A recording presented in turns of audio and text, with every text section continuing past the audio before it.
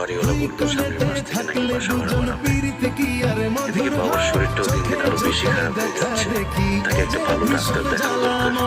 বিয়ে করেছি, বউটাকে নিয়ে কোথাও ঘুরতে যাওয়া দরকার, কিন্তু এই অল্প বেতনে কিভাবে সম্ভব? না, আমাকে আরো বেশি পরিশ্রম করতে হবে যাতে তাড়াতাড়ি আমার প্রমোশনটা হয়ে যায়। আমার বান্ধবী ঠিকই বলছে, আবিরের নিশ্চয়ই অন্য কোনো মেয়ের সাথে সম্পর্ক আছে। তা না হলে আমি ওর বউ, যার জন্য ও এত পাগল ছিল বিয়ের আগে, সেই মানুষটা তার পাশে শুয়ে আছে, ও কোনো কথাই বলতেছে না।